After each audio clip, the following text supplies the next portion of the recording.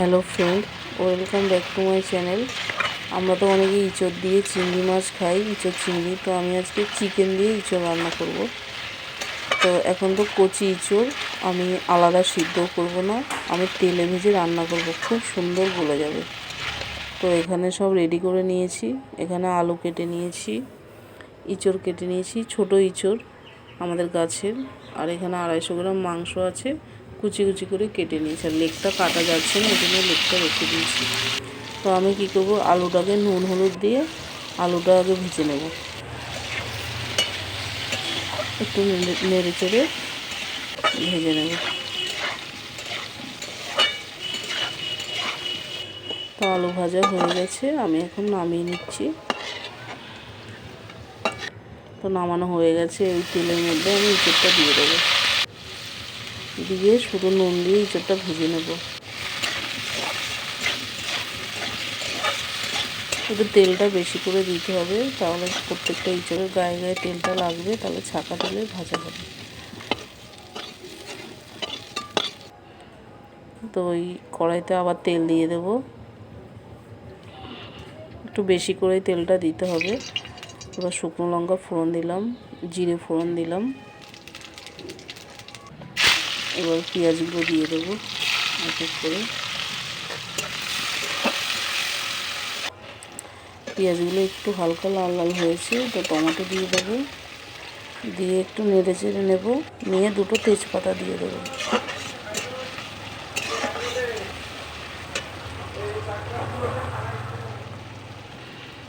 তো এবার এখানে মশলা দিয়ে দিলাম। এখানে আদা, জিরা, শুকনো কাঁচা লঙ্কা, গোলমরিচ আর গরম মশলা বাটা এখানে দিয়ে দিলাম।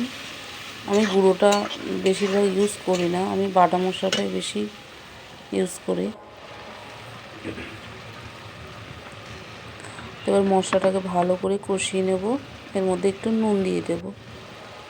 সব কিছু ভাজার সময় তো নুন দিয়েছি, তো এখানে পরিমাণ মতন নুন হলুদ দিয়ে দেব, দিয়ে ভালো করে মশলাটাকে ভেজে নেব।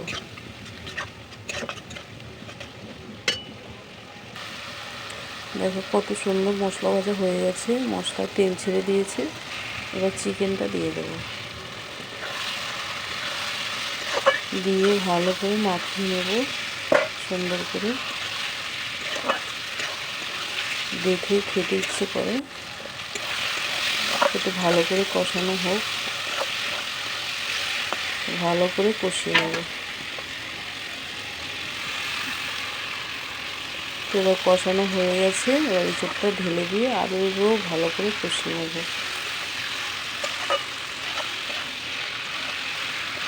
ভালো করে সব মশলাগুলো মিশিয়ে নিতে হবে। দেখো কত সুন্দর কষানো হয়ে গেছে। এবার মিক্সচার ধোয়া জলটা দিয়ে আরেকটু কষিয়ে নেব।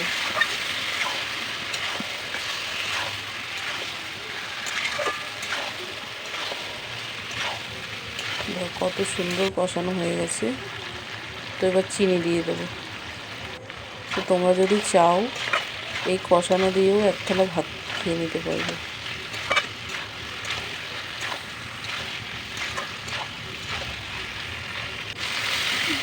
সব কষানো হয়ে গেছে, উষ্ণ গরম জল দিয়ে দিলাম, দিয়ে ভালো করে কড়াই থেকে সব মশলাগুলো নামিয়ে।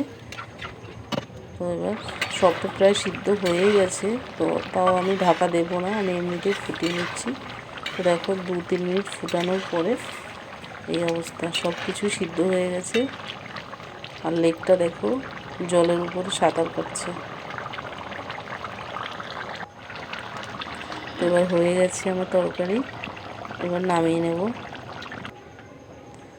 তো যেটার মধ্যে ভেজে সব কিছু রেখেছি সেটার মধ্যে আমি নামিয়ে নেব। দেখো আমার কত সুন্দর তরকারি হয়ে গেছে। দেখো, তো আমি তোমাদেরকে দেখাচ্ছি ইঁচড়টা কিভাবে সিদ্ধ হয়ে গেছে। দেখো ভীষণ গরম, নিতে খুবই কষ্ট হচ্ছে। দেখো কি সুন্দর গলে গেছে। তো আমার সঙ্গে থাকার জন্য অনেক ধন্যবাদ।